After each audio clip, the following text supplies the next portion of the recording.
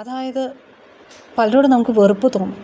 പക്ഷെ നമ്മൾ ചിന്തിക്കേണ്ട ഒരു കാര്യം, ഈ മറ്റുള്ളവരോട് തോന്നുന്ന നമ്മളുടെ മനസ്സിലുണ്ടാകുന്ന വിദ്വേഷം, അല്ലെങ്കിൽ നമുക്ക് തോന്നുന്ന പക, വെറുപ്പ്, ഇതെല്ലാം മറ്റുള്ളവരോട് തോന്നുന്നതെങ്കിലും ഇതെല്ലാം ഉടലെടുക്കുന്നത്, ഇതിൻ്റെ എല്ലാം വിത്ത് കിടക്കുന്നത് എൻ്റെ ഉള്ളിൽ തന്നെയാണ്.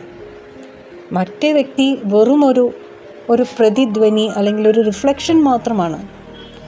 ഇതിൻ്റെ വിത്ത് അല്ലെങ്കിൽ വേര് കിടക്കുന്നത് എൻ്റെ ഉള്ളിലെ തന്നെയാണെന്നുള്ള ഒരു ബോധ്യമുണ്ടായിരിക്കണം.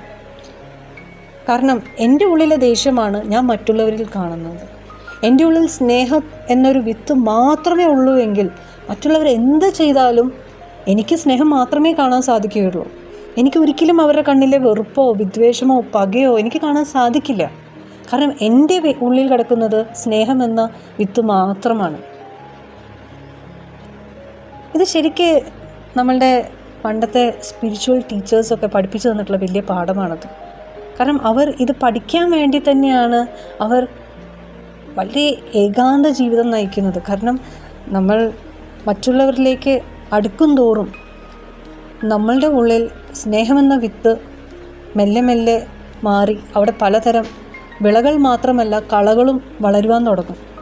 ഈ കളകളെ ഒഴിവാക്കാൻ വേണ്ടിയിട്ടാണ് പലപ്പോഴും ഈ സ്പിരിച്വാലിറ്റിയിൽ നിൽക്കുന്നവർ ഏകാന്ത ജീവിതം നയിക്കുന്നത്.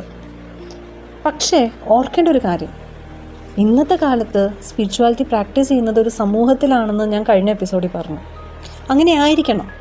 അല്ലാതെ എൻ്റെ മാത്രം ഒരു ഏകാന്ത ജീവിതത്തിൽ ഞാൻ മാത്രം വിശുദ്ധിയായതുകൊണ്ട് കാര്യമില്ല. എൻ്റെ ചുറ്റുമുള്ള ഓരോരുത്തർക്കും അതിൻ്റേതായ പങ്കുണ്ട്.